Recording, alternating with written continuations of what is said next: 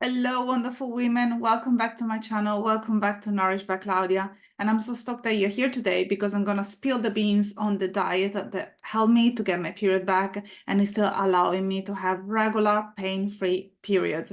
So I'm going to get into the nitty-gritty. I'm going to discuss what I have for breakfast, lunch, dinner, and snack.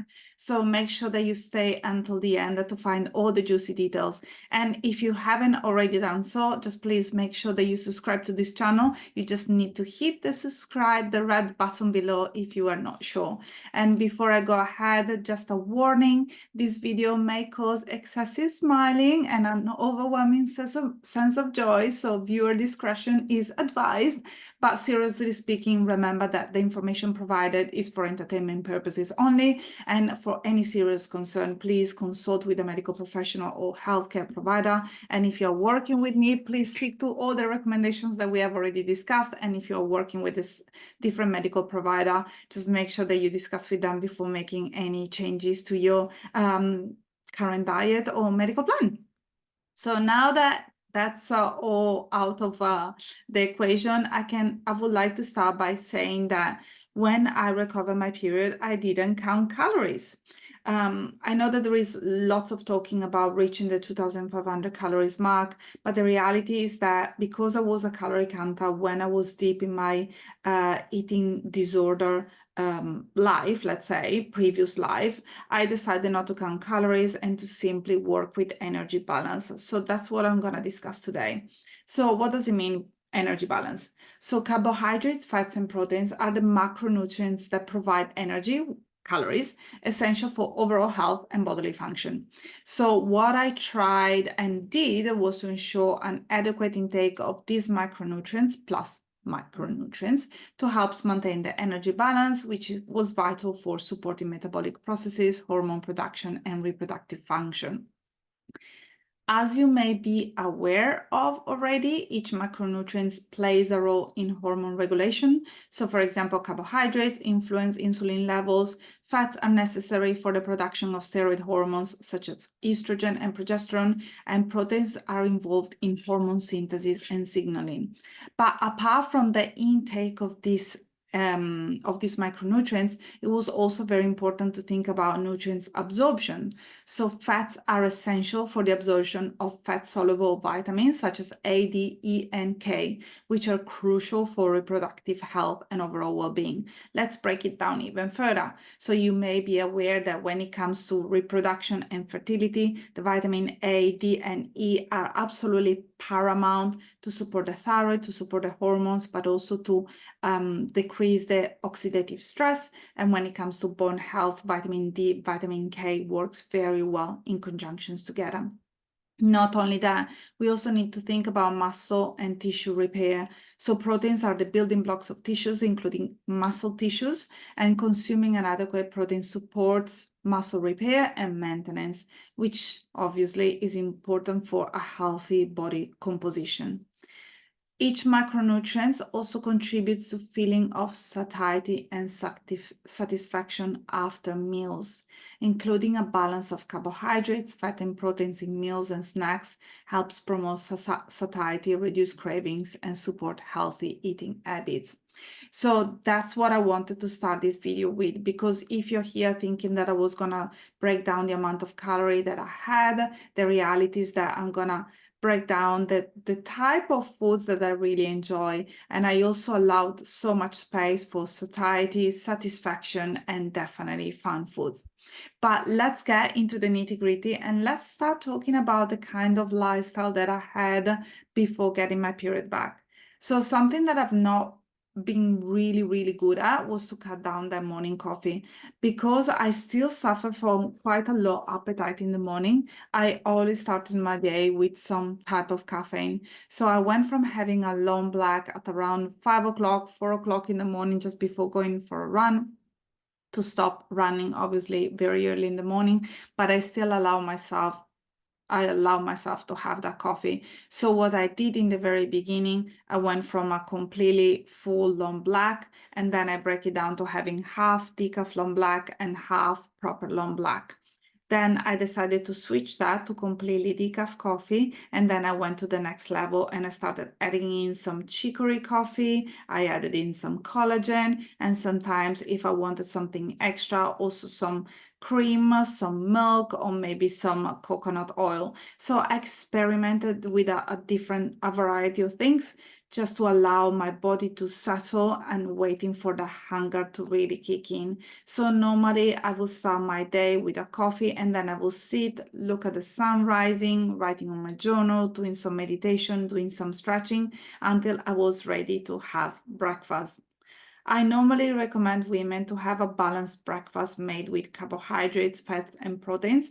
And I found it really, really hard in the beginning. I know that lots of women love the porridge in the morning, love the Weet-Bix in the morning, the overnight oats, but I tried all of that and it really didn't work for me. So I finally decided to settle with some homemade bread. And when I made my bread, I just tried to squeeze in as many seeds and nuts as possible so that a slice of bread was as heavy as a tons of bricks, really.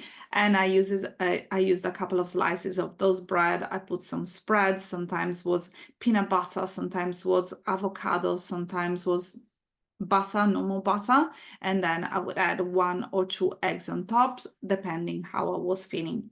Sometimes I will switch that from some chia pudding made with 3 tablespoons of chia seeds, protein yogurt, also some protein powder, and some coconut milk or some coconut cream, and I would enjoy that with a chopped up bananas or some blueberries.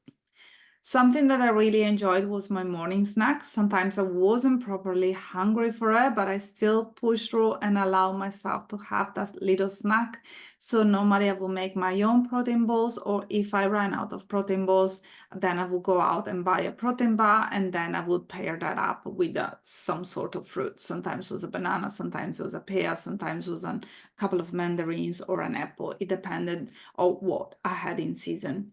Lunch was always leftover, but if I didn't have the chance, if I ran out of leftover, then I would definitely grab something quick on the way home. Otherwise, I would make myself some salad with roasted veggies, green veggies, some baked sweet potatoes or some quinoa, some buckwheat, some pasta, and then I would add in a protein component.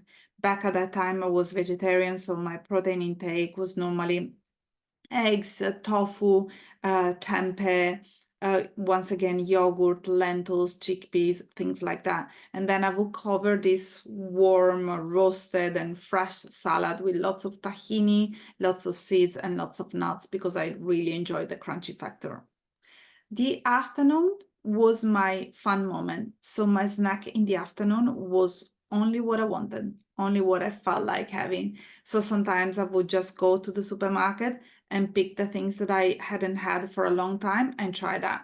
Sometimes I would go to a coffee shop and simply order what was in the counter that looked appealing to me.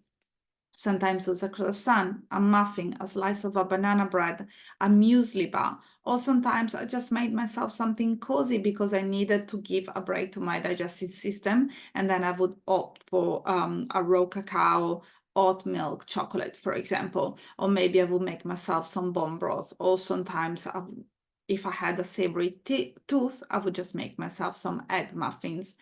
But normally the afternoon was my time to really challenge some food behaviors and to really remind my body that food was safe and I was in a state of healing. Nighttime was a very important time for me, so dinner was always shared with someone. Sometimes it was with my husband, sometimes it was with my friends, and they were in charge of choosing for me. So I made it very clear to all the people involved that they were going to help me to get my period back, so then I could get pregnant and support my bone health and also my mental health. And so whenever I went out for dinner, if I didn't want to have that conversation over and over again. I would just wait for one of my friends to order, and then I would just replicate the order. And if I was back home, I would simply ask my husband to cook for me. But bottom line, most of the time, it was always a combination of carbohydrates, fats, and proteins. Sometimes it was heavier on the carbohydrates, sometimes it was heavier on the proteins and fat. It really didn't matter, because it was part of my full recovery process to also trust other people to make a decision for me. And it didn't matter what I had during the day. It didn't matter what I had for dinner. Something that I never ever skipped, and I'm still not skipping nowadays, it was a night snack. There was a period where I thought that an ice cream was my supplement of choice, and I had ice cream every single night until I couldn't stand having ice cream any longer. And then I moved some dark chocolates with nuts, and then I experimented with some pudding, and sometimes also a slice of bread with butter. But I really allow myself to have what I craved before going to sleep.